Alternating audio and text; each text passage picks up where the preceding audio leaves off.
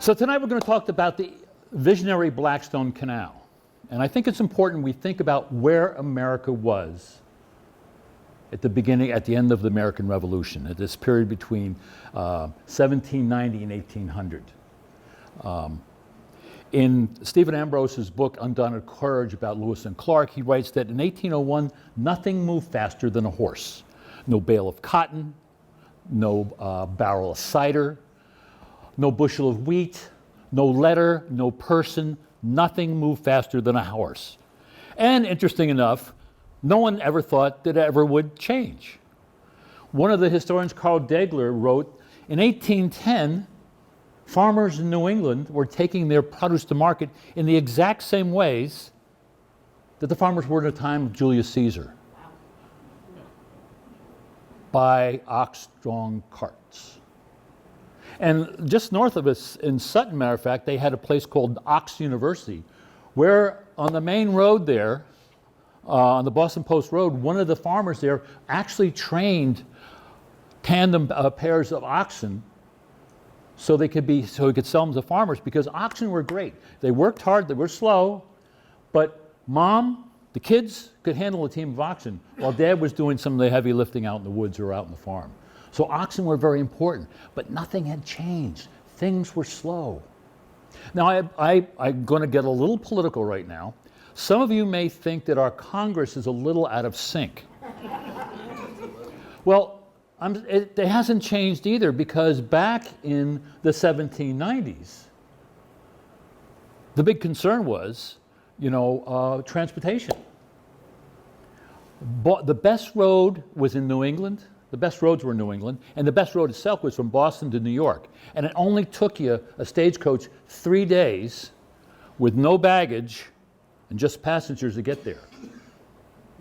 But one of the problems with our founding fathers, who were very visionary, and one of the things that they saw here that was really a problem for them, is they realized that in order to make this new nation a republic, to make it a cohesive group of people, we needed to break down regional differences. We could no longer be Vermonters or Virginians or Carolinians or New Yorkers or Bay Staters. We had to be Americans. How do you make that happen if I can't talk to one another, if I can't trade effectively with one another? How do we make that happen? Had to be with a transportation system. However, as I mentioned, the best roads were here in New England. Do you think the New England congressman had any inclination to fund the highway transportation bill to build roads in Georgia or Pennsylvania or Maryland? Absolutely not. They were our competitors. We don't want to make their roads good, that part of the country good, because I'm a New Englander.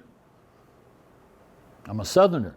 So you can see this problem, and Jefferson and Hamilton and Franklin and Washington and Adams all recognized this was a major issue.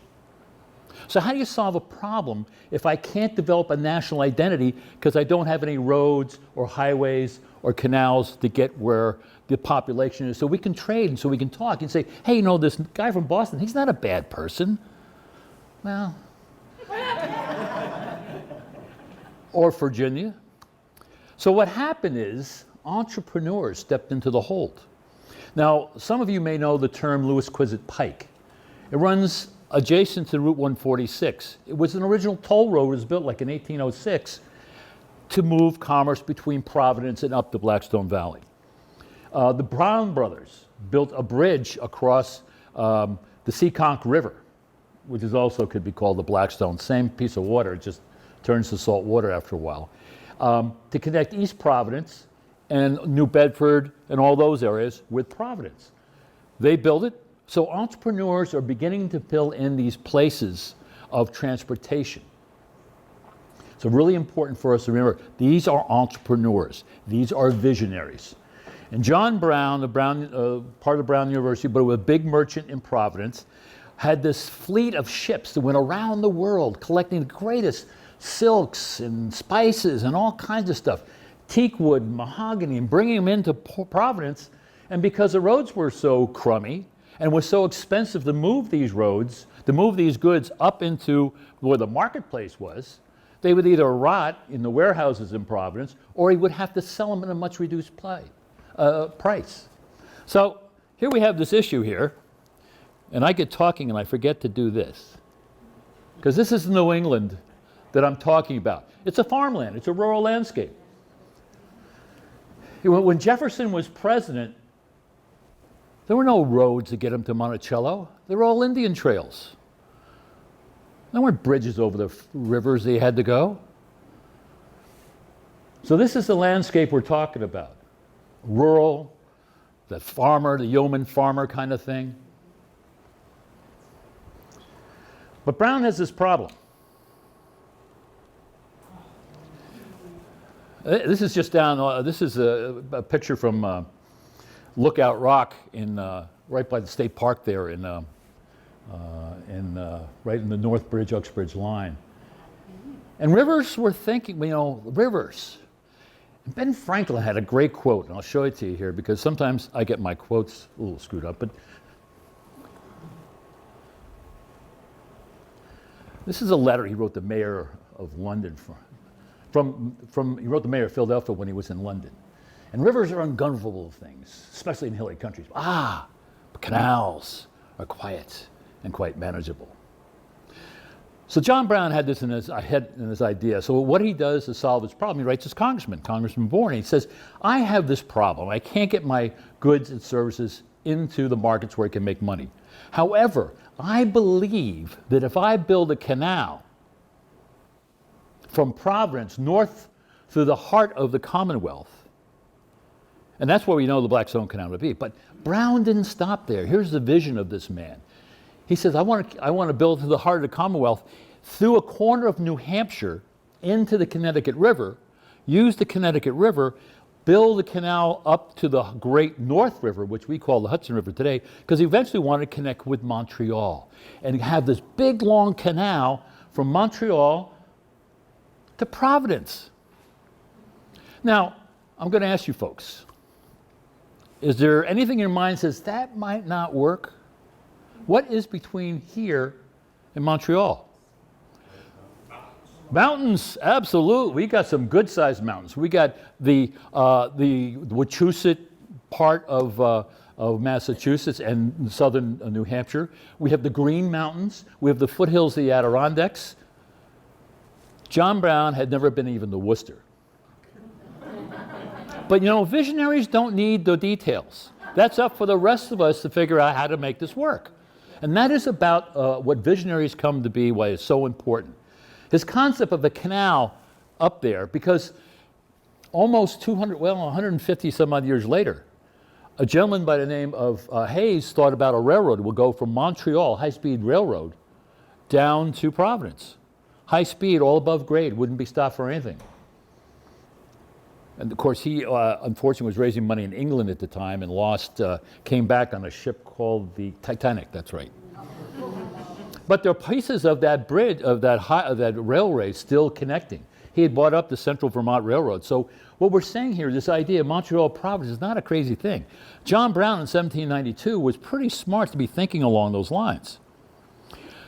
So the Rhode Islanders said, this is a great idea, let's get going. So because you need to take land by eminent domain, each state, Rhode Island and Massachusetts, had to come up with a charter for the company, saying they approved that. Rhode Island gangbusters, not a problem. People in Worcester, not that many, but they were excited about it too. Unfortunately, as is often the case sometimes, if you've been in Massachusetts long enough, the Boston-based state legislature was not so excited about this canal. And why do you think that was true?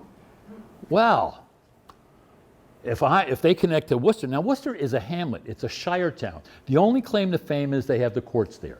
There's not a lot of people there, and the time when the town expands is when there's a trial.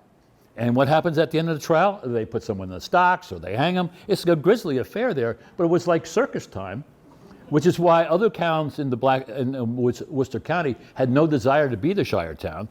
Sutton was a bigger town, Lancaster was a bigger town, but Worcester, we'll be it. We'll take those crazy people. Think the O.J. Simpson trial and other things like that. So you had that issue there, and so they're excited. They are interested in making this canal work.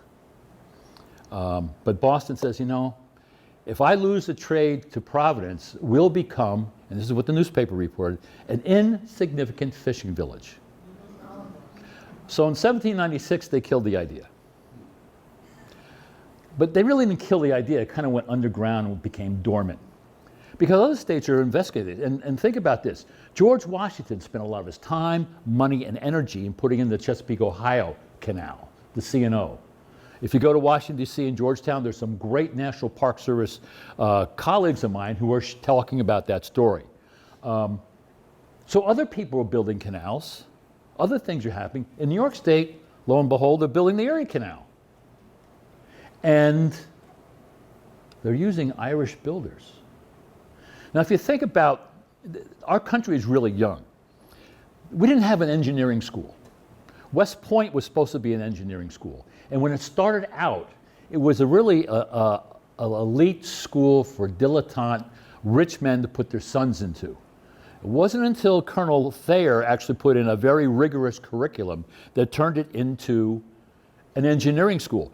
But this is, we're talking the late 1820s, this is happening. So how are we building this Erie Canal, which is going through old growth forest, ravines, they have aqueducts, they're inventing machines to take out these huge trees. It's an amazing story about engineering. And a lot of them are Irish, and they came from England because they've been forced to leave Ireland. And when I say forced to leave Ireland, the penal codes were put in place by Cromwell, and this is where a knowledge of European history becomes very handy. England did not want to have, they had Catholic adversaries in Spain, Catholic adversaries in France. The last thing they needed was Catholic adversaries in Ireland. And so they did everything they could to kill off the religion, including the priests and teachers. And they had all these rules. There's an interesting artifact. You can find one in Ireland. They're really quite valuable. Most of us who have a faith in the Catholic Church, or Episcopalian, or Protestant, crucifixes, the arms are stretched out wide. Well, in Ireland, they're like this. And the reason for that is I could slide it up my sleeve, and you wouldn't know that I was following my faith, because I could stick it up my sleeve. So if you see that in there, they'll see it in the museums. It's really a fascinating kind of, but not this, this. So the Irish had to leave because one of the laws with the penal codes, the oldest son would get dad's business, whether it was the farm, the butcher shop, the country store, whatever it was, he'd get the store. But he would first have to say, I'm relinquishing my Catholicism and become a Protestant in order for the English to allow that transaction to take place. Well, the oldest son says, I'm not doing that. So then they turn around and give it to the second son or the third son. And so what the families took upon themselves, the forced migration, because if there's only one son in the family, he'd get it. The English couldn't get involved. But if you had 5 or 6 sons, and we know Catholic families tend to have a bunch of kids, well, the issue was they all were forced to leave.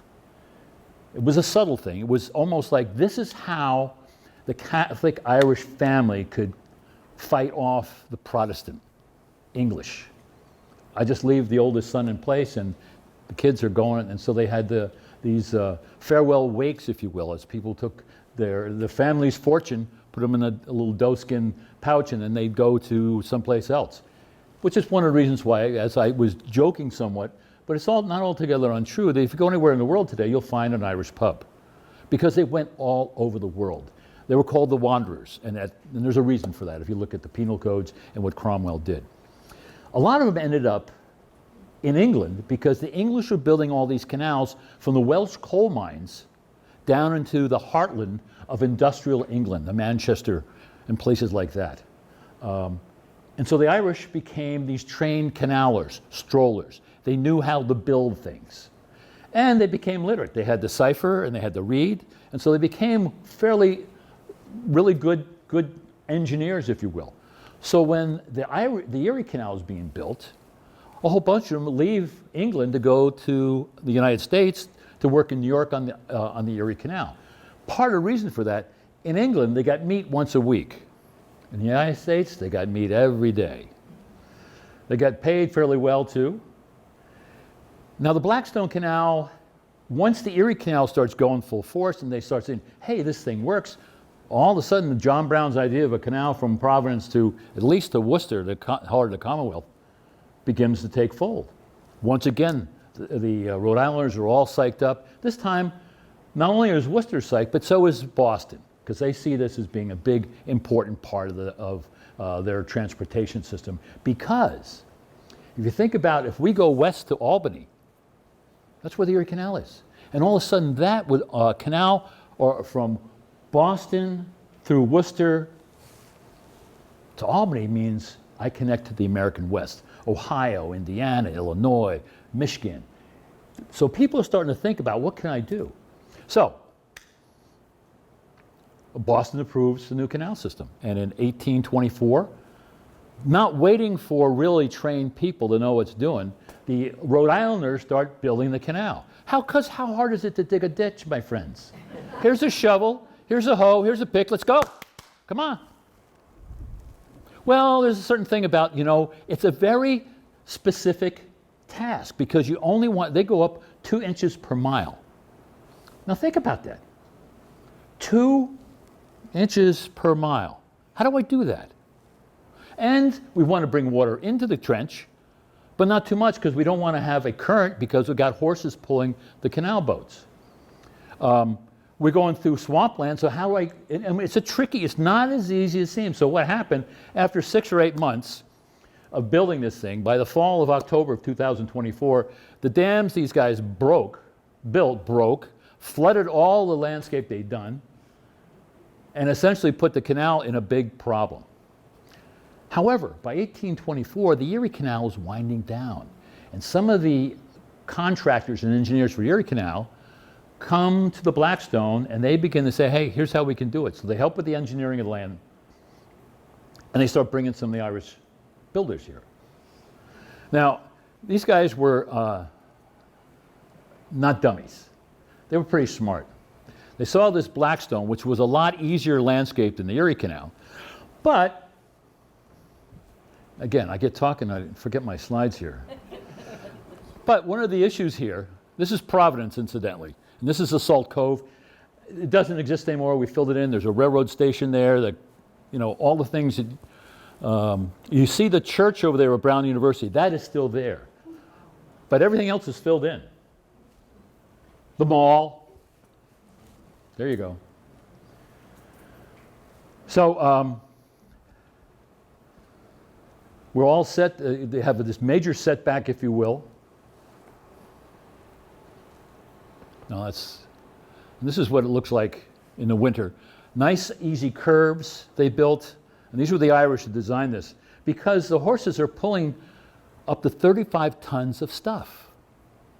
And they're bales of cotton, machinery, lumber, the mahogany and teak that Brown had been trying to get in, all kinds, of grains and salt, all important stuff they're starting to build up along this towpath here. Now, there are no trees here, so when you look at this is a state park today. But back in 1828, when the canal was actually completed, all those trees are gone. One of the major assets of the canal company was the horses. And so there's no tree stumps, there's no rocks, there's nothing to catch the rope on that these horses are pulling these canal boats filled with 35 tons of stuff. They take good care of the horses. Matter of fact, I joked a little bit because they had, it's like OSHA for horses. Because they had rules.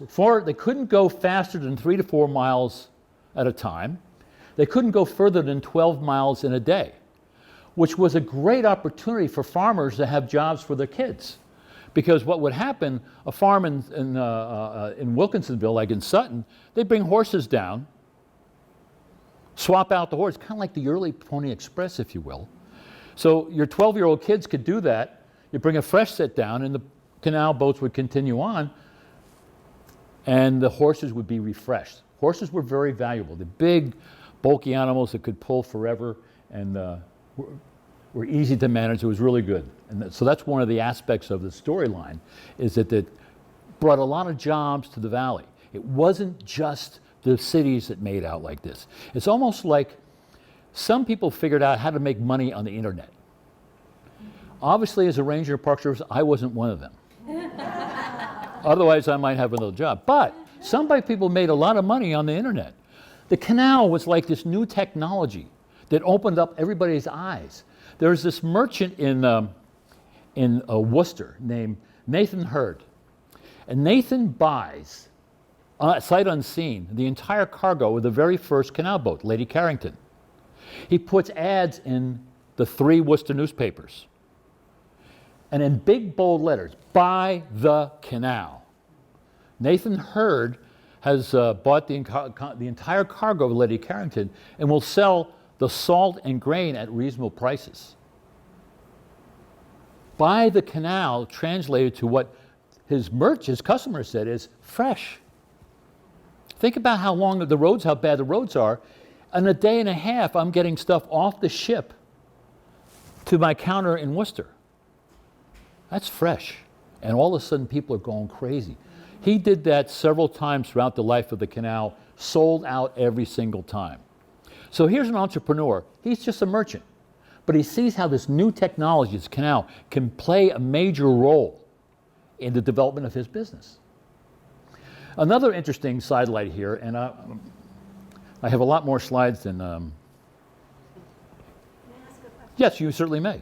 Why were there no trees there in the canal? If we think about America at this time frame, we heated with wood, we built with wood. There usually was a fire in the fireplace all the time. Matter of fact, one of the leading causes of death of women during the colonial period was fire. Why? Because you always had a fireplace and you had the big long skirts.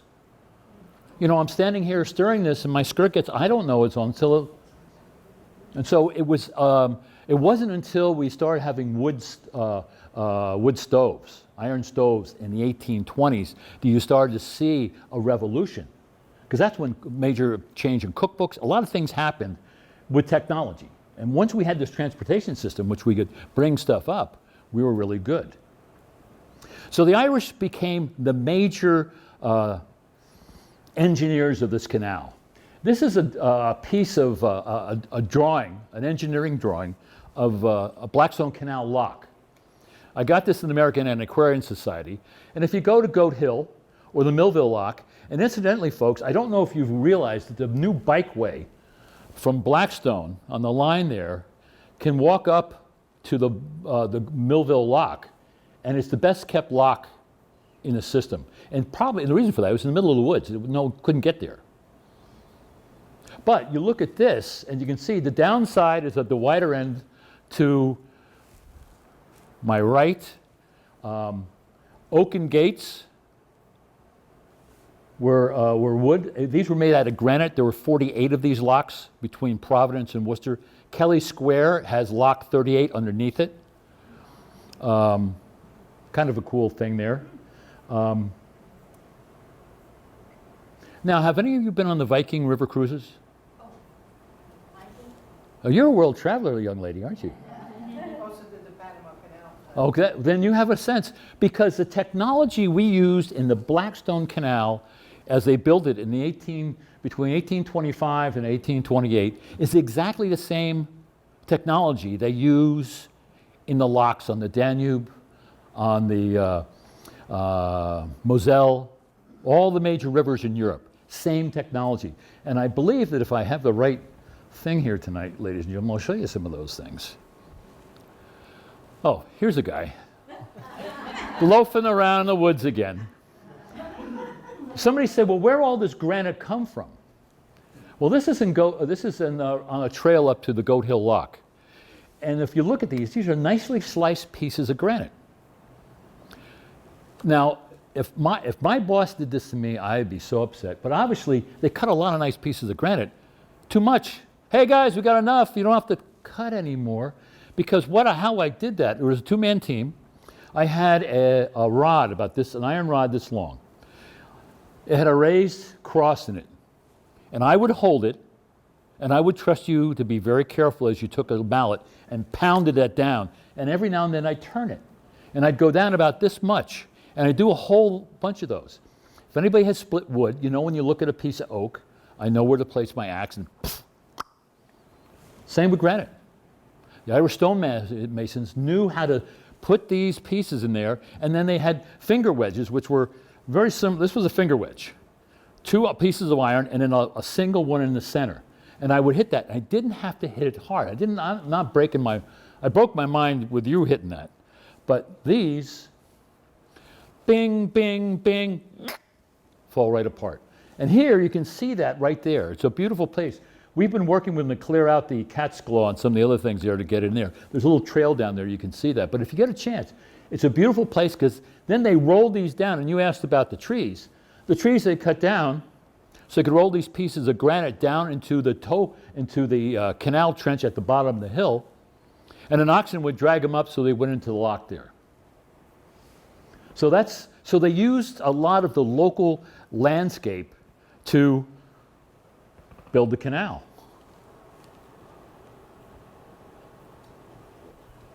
And this happens to be in the Millville Lock. There's a couple of those pieces that have fallen away, but that's pretty good idea how clean it was. It's only 10 feet wide, folks. So it's a little longer than this. It's only 10 feet wide. So these canal boats were very long and narrow. They were 9.5 feet wide, 70 feet long. Yeah, 9.5 feet. Now, yes, question. Do the canals, do they have granite at the bottom, or is it mud and dirt? It's wood. It is wood at the Yes. bottom. Wood? Really? And the water keeps it, the cool water keeps it. Now, if I was to drain the water out of there, then we have a problem. Just like a lot of the ships you'll see in the Viking ships and other kinds of ships you'll find in archaeological things in the water, they leave them in the water, they can stay there forever. Matter of fact, a lot of the nipmunk canoes you'll find in ponds around here are in excellent condition while they're in the water. You bring them out and they fall apart. But they used to sink them there in the wintertime and dig them out in the spring. But I want you to look at these canal pieces because I do have something. I'll get out of your way here. The reason for this is that when we get on our Viking River cruise, it's the same technology. The boat just fits in. It's 9.5 feet wide, and on the hull of each one, there's a number, they put cedar shakes. So when they go into these granite locks, they're not scraping the hull. They got these cedar shakes that they can take in place, So when on the Viking River cruises, the boats just fit in. We're talking this much between the boat and the lock. All right? It is. What is a cedar shake? It's a piece of cedar. They kind of it's like a shingle. Okay. I'm thinking Morocco. Yeah. Good. I like that thinking. That's interesting. I'll have to be more explicit. Here's my. We're in Germany here. Those are oaken doors in the Blackstone. Obviously, they're made out of concrete here and steel. That's how and the boat's going to raise up there to continue. Upstream boats had the right of way. But you notice the water here? See how close we are? See how close we are to that. There's not a lot of room. So technology in the 1820s, as far as canals, and technology in the 2000s, the only difference, they're using hydraulics here to move the thing up, but they want to fit the largest boat they can in the lock that was built. So if this lock is 90 feet long, the boat's 89 feet. Wide, I'm talking width, I'm sorry, I got to be careful here. 89 feet wide. How do they account for bad weather? Pardon me? If they're that tucked in, so to speak, how do they deal with bad weather? Does it affect the locks? Well, these locks, there's a lot more technology in place today than there was back then. But for sure, bad weather.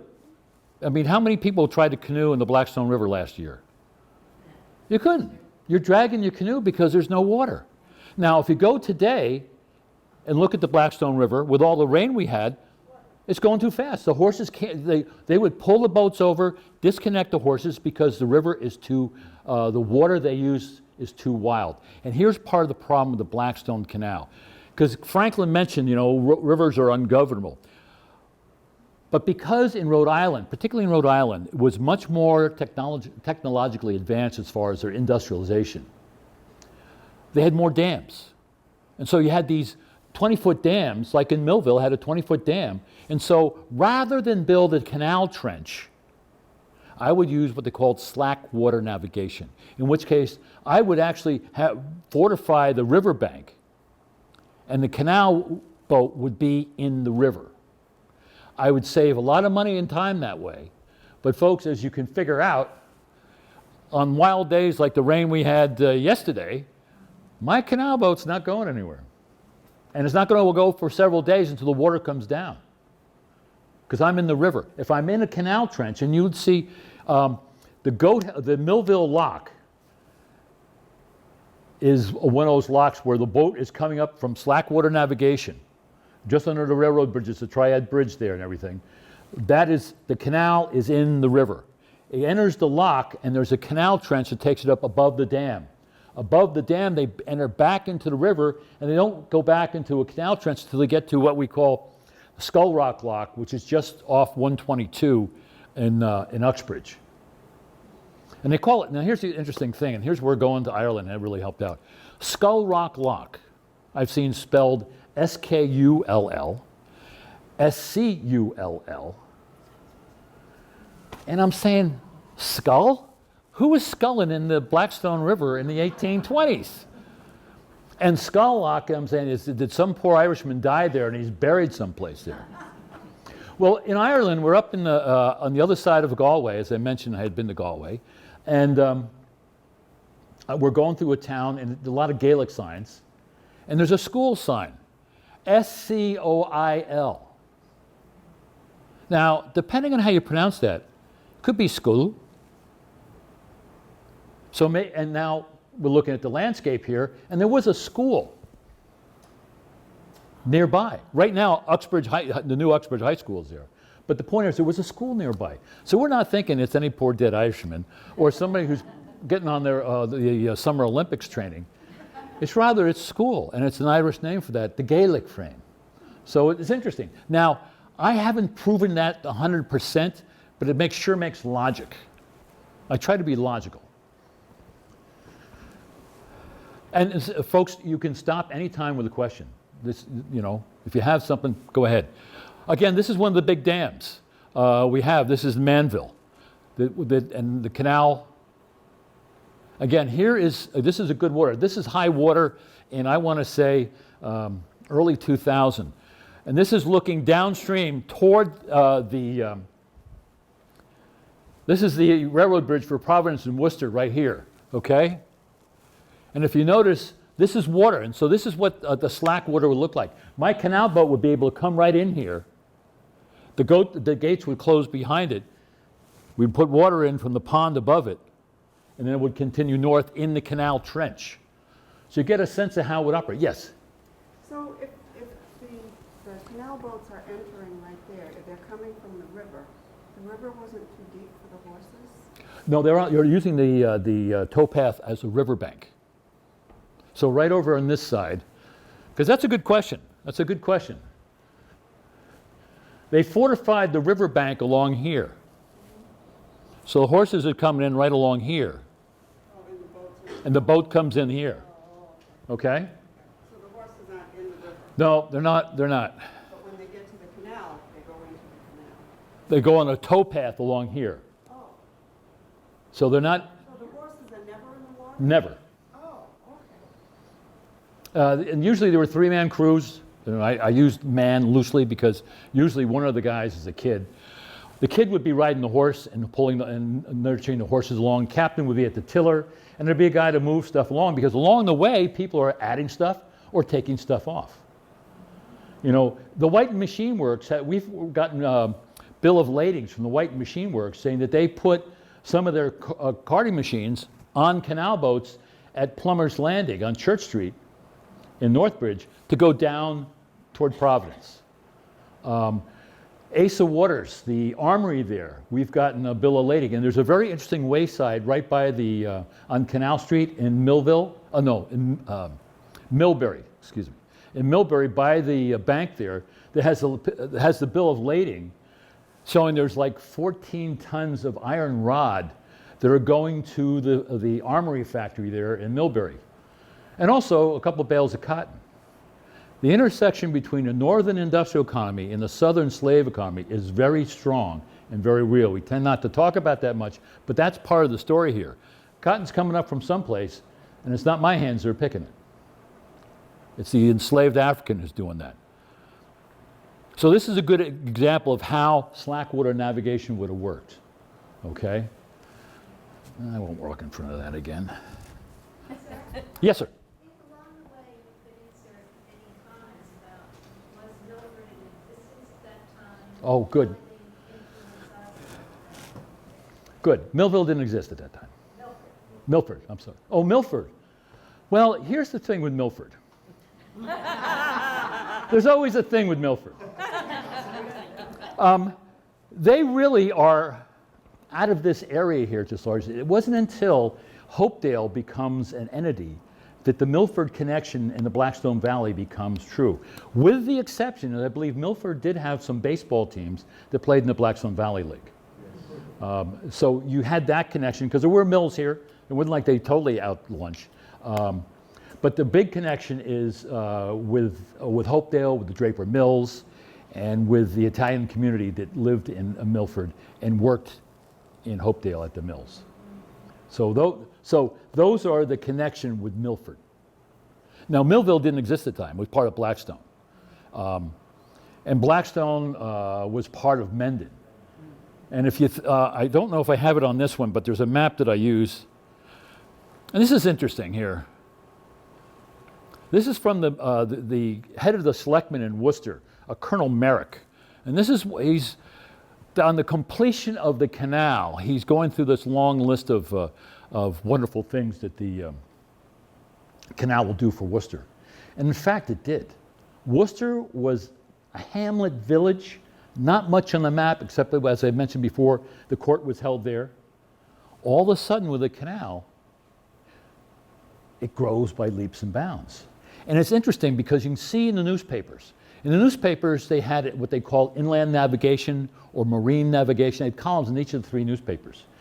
And in those things, they would list the first time the boats arrived in October 7th of 1828. They listed the canal boat Washington, Captain Poole. It had some grain, some salt, and it listed very general. By December of that year, they're saying canal boat arrived, the Lady Carrington. It had 1,223 pounds of lead going to T.J. Sutton Company. It had 7 apple trees going to Stephen Salisbury. It had 17 bales of cotton, 114 casks of lime, all going someplace. So all of a sudden, within almost 2 months, you begin to see economic enterprise taking over, because not only am I interested what's coming in and how much, who's it going to, and then you see what's going downriver. The T.J. Sutton Company got all that lead. It turns into, it makes lead molds that are going down to Providence. So all of a sudden, boom, Worcester's taken off. And we'll get into that as we move ahead here. And this is Worcester. This is probably 1828. Some of these places I'll show you. This is Millbrook coming down from the North Works in Worcester. Here's the turning basin. This is on Thomas Street. You know where the old fire station was across from DCU Center? That's this area right here, okay? This is Washington Square. There was a brewery here they sold. And in 1829, in the January newspaper, there was an ad to sell the brewery. And one of the first things they put in it was, buy the canal. Here's a brewery. You can make the beer, and it's easy to ship out. And for some people who want to know why Kelly Square is screwed up, let me direct your attention right over here. Here's Pond Street. Oh, this is the pond that Pond Street became of. And here's Kelly Square.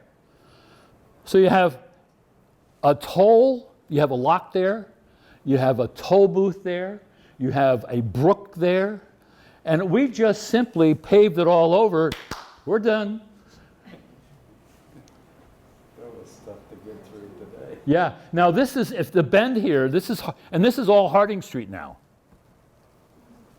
And so right here is the Canal Lofts.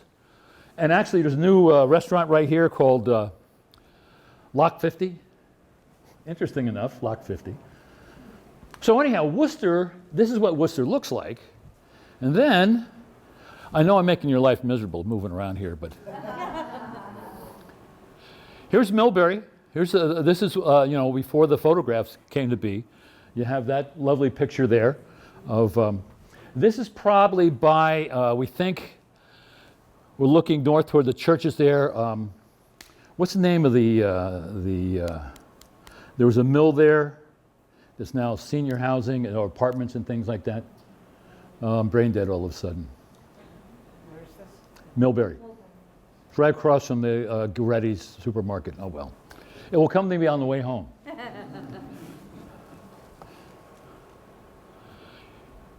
Here's a picture. This is what Worcester looked like in 1828. And here's the thing about what happened in Worcester and what entrepreneurs and visionaries are all about. This is the inside of a silk top hat. This is what they had engraved inside a silk top hat by the Kettle Company. It's a picture of a canal boat in the turning basin in Worcester. That's how proud they were of what was taking place in their community. Now that's not an easy thing to put in ink on the inside of a silk top hat. But that's how proud they were. The things were happening. Entrepreneurs were taking over. They were sending all these things. All kinds of things were possible.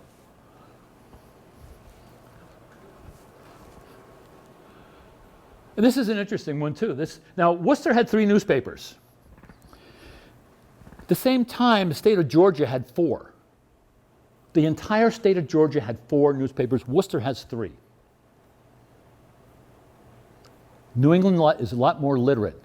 So it makes perfect sense that this Rhode Island newspaper connects with the Yeoman paper in Worcester to connect so businesses can talk. Now, for any of you in businesses, you get trade magazines, you get newspapers from the chamber. This is what's happening here. It's November 15th of 1828, and the canal just was completed in October 7th of 1828. Already things are changing. Worcester's taking off, and along with it, all the communities between Providence and Worcester. That's not by themselves.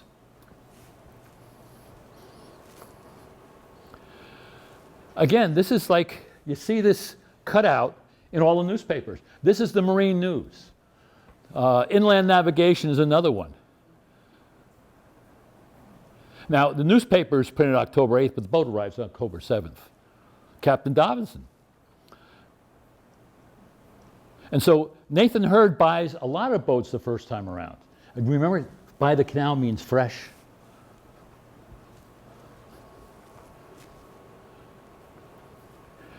Now, it's not 18,030 down there. That was a typo that I keep thinking I fix. But here are people coming to the United States. They're coming to New England in particular.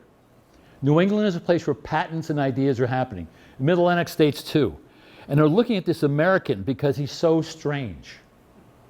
Because he's interested in commerce, in business, and making money. And you'll see there's a whole bunch of these gentlemen. Michael Chevalier writes a number of things that are really provocatively interesting about how he views this American. De Tocqueville comes. There's a British colonel that comes as well. America is fascinating these people. Here is a painting done in 1832. It's of Providence. We're going north. And interesting enough, we're headed toward the North Burial Ground. Anybody familiar with downtown Providence? 93? 93 is right about here. These buildings are still there. And it's just after you're going past, just before you get to the North Burial Ground. And you look over the corner, you'll start to see that. But this is, no one knows who painted it. It's a gorgeous painting. We use it all the time. But that's what the canal looked like. So you have a sense of the towpath with the horses on it. Now this is 1846. This is Worcester again. As you can see, it's a lot more growth going on. Things are happening here. More businesses, more entrepreneurs. Now, the other thing that we'll come across very shortly here, I'll make sure my slides are helping us here. Here's Millville, and here's a good example of, this is, for those of you who like engineering, this is a picture of the 1828 as-built map of the canal. If you think about this, the engineers who built the map have a big table on the field. Each of these pages is 2 feet long, so we're talking like this. This is where the slackwater navigation enters the lock in Millville. Here's a creek that comes down here. Here's the lock. You go up there, and that's where the dam is. And the island, if you can see, now, for those of you who are familiar with Millville and Central Street, originally the dam was right by that island. And let me cut across here real quickly here. Here's where a dam, but there's a dam over here. And then the canal, after it leaves here, enters back into the river again. This is a nice, very nicely drawn rose wash. So you can see where the towpath was. In this case, it's on both sides because there were businesses on both sides. So sometimes the horse would walk on this side so it could unload easier. But this is what it looked like in 1828 as the as-built map. The original map is with the Rhode Island Historical Society. If you get a chance, it's really cool to look at. It's big. And the problem with it is this page really, I would have to take this page on and put it down here because it doesn't relate. When you look from page to page, you say, because the river goes here and you open the next one, the river goes there. It's kind of really bizarre how it does. But it really is fascinating to see that. And they're not, it's kind of frustrating too, because we lack on maps to make them good, we like to have landmarks. There are not a lot of them. Oh, here's a map I want to show you. I'm glad I put it in here. We talked about Millville didn't exist at the time.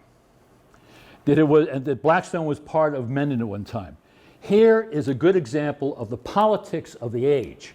This, I believe, is 1832. This is the map of South Parish of Mendon. Look at the dots up here and then look at the dots down here. Where's the political power? It's in the mill village in Blackstone. This is Blackstone Manufacturing Company. You look over there in Millville again, that's where a lot of dots were. You think the farmers up there give 2 hoots about the guys down here?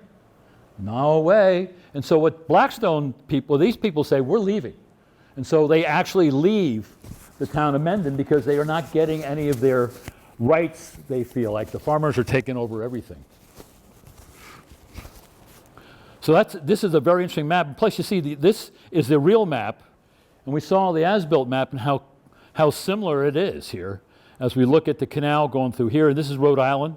The new bikeway is going actually right over here for those people who want to take a walk down there. It's a great walk. It's really, you're above grade, you're above the highway, you're above the railroad, and you're above the river, and it's a beautiful way to get a vision of what is taking place up there. And then you see up in Millville, the far end there, the same piece we just saw. Any questions as we go along here? Cool.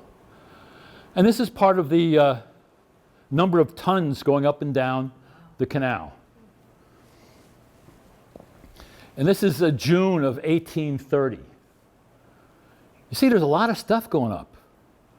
71 casts of nails, 10,300 pounds of leather. I mean, there's a lot of raw material going up here. Things are happening here, folks. The problem is, when they built the canal, they misunderstood or misread the high and low water marks of the Blackstone River. And I mentioned the canal, the Blackstone River goes through Pawtucket. And at the Pawtucket Falls goes into the Seekonk River, which is a saltwater tidal river. The Blackstone Canal goes to Providence. The reason for that is Providence was a big seaport, lots of ships. So they actually, in the town of Lincoln, they leave the Blackstone River watershed and go into the Meshasik River watershed. And that may seem like, wow, what's the big deal there? However, when I lock a boat up, I take 5,000 to 6,000 cubic feet of water. So if I'm a mill, like the Ann and Hope Mill, or along that stretch of the river there, going down to Valley Falls, if I'm a mill there, and all of a sudden somebody's taking that much water out of the river, You can see my water wheel slow down. And so the lawsuits, every year there'd be almost 200 and some odd lawsuits against the canal company, because in the canal charter it said they couldn't take water out without replenishing right away. And of course, they had all kinds of reservoirs, Ramshorn Pond, Darty Pond, a whole bunch of reservoirs throughout the upper parts of the Blackstone River to fill these locks so they could actually put water in and move the boats up and down. But the canal fought day and night, and they lost every single lawsuit. Every single lawsuit. And they kept saying to the mill owners, we're the ones that put water in the river. If we didn't have these reservoirs in the low water, you wouldn't have anything. They said, oh, maybe that's true, but you took it out for this. And they lost every single time. And that was the real beginning of the downfall of the Blackstone Canal. They had this real problem with water, keeping it in the river. And since they used slack water navigation, the river water really mattered.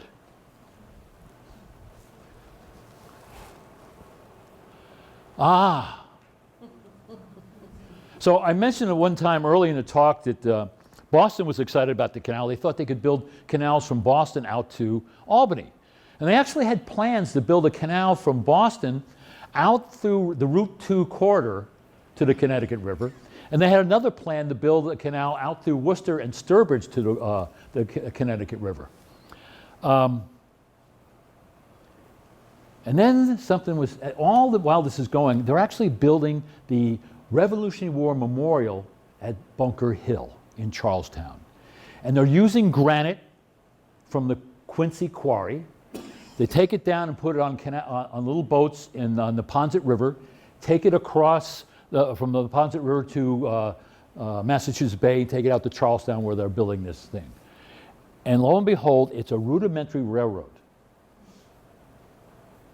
that has iron wrapped around wooden wheels. But the interesting thing about this, it works in rain and snow and sleet and drought and ice and summer heat, works. So these two big plans to put a canal from Boston out to the Route 2 corridor or out through Worcester, they die. And in 1834, Boston builds a railroad down to Providence.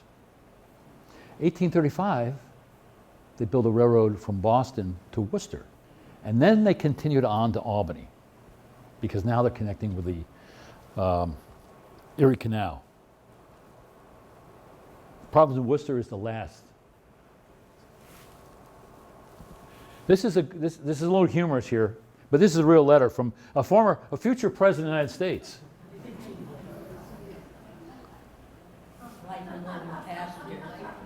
Scaring the poor livestock and frightening the women and children. Oh my God. The Almighty never intended people should travel at such breakneck speed. At such breakneck speed. January 31, 1829. I think Andrew Jackson ignored that.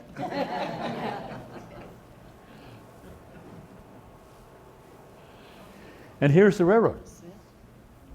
And here's a picture of the canal. This is actually on the Cumberland, Rhode Island, Lincoln. This is in Lincoln. Cumberland's on the other side. Here's the canal right here. And here's the railroad, the Providence and Worcester. And they often built a lot of the tracks right on the towpath. Because the towpath were, to protect the horses, they were gentle curves. And they were flat already. So what do I need to do to make it, you know? So now, what's significant about this is what happens to this region now that railroads are here. Because this is, you know, it's almost like when I talk to kids, I talk about the 8-track tape. And they look at me like, what? And I talk about CDs. They go, what? But think about it. I want to play my music. The radio doesn't play my kind of music, so I want 8-track tape. It's big, it's clunky, but it does the job, but it's big and clunky.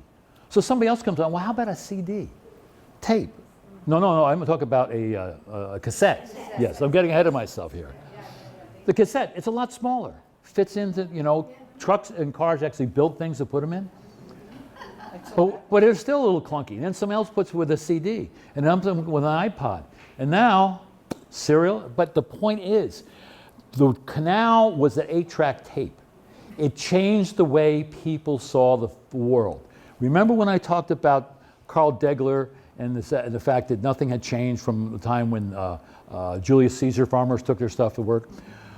Well, the historian in the Addams Family also took apart this. And his thing is, the biggest obstacle America had was changing its mind, about opening its mind to what was possible. And they could not do that until this kind of happened. Because they had seen that when, after the Revolution, the only thing that changed was George Washington was in Rip Van Winkle's house and not King George. That's the only thing that changed, because everybody was still doing the same old things.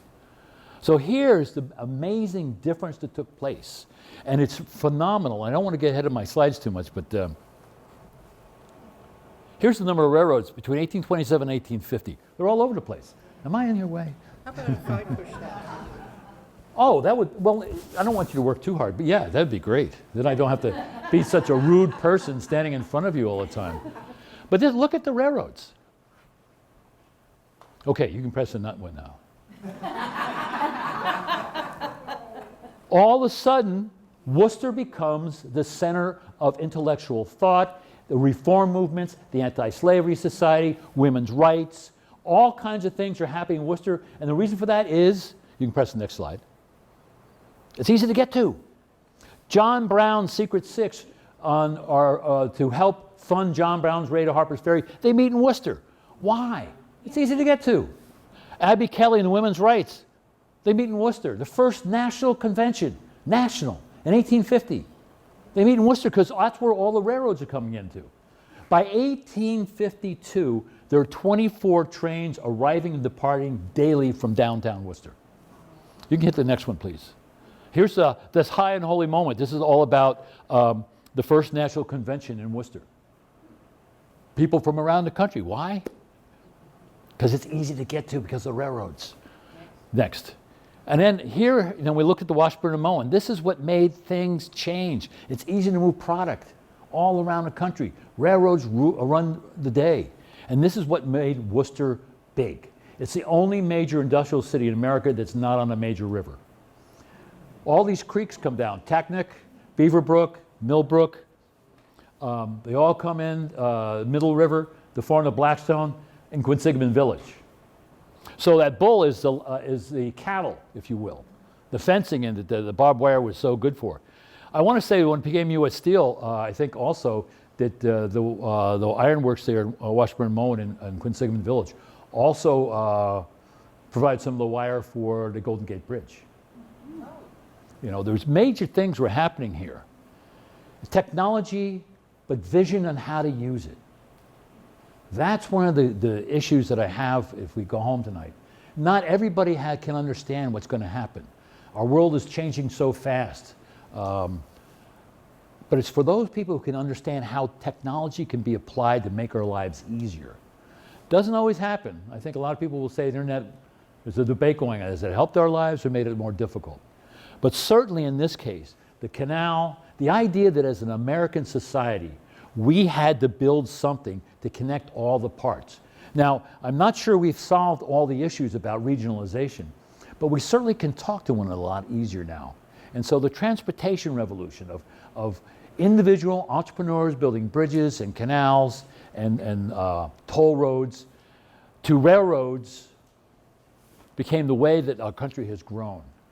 And it's a really remarkable story. And the thing is, you can see all it right here in the Blackstone Valley. This is where it took place. And this is like a great microcosm of America's transportation story. So folks, you've been really very kind in putting up with me for all this time. And I'll hang around to answer questions as long as you want. But thank you so much. And I really appreciate the folks from the Milford, Friends of Milford Library to ask me. Well, thank you. That was me.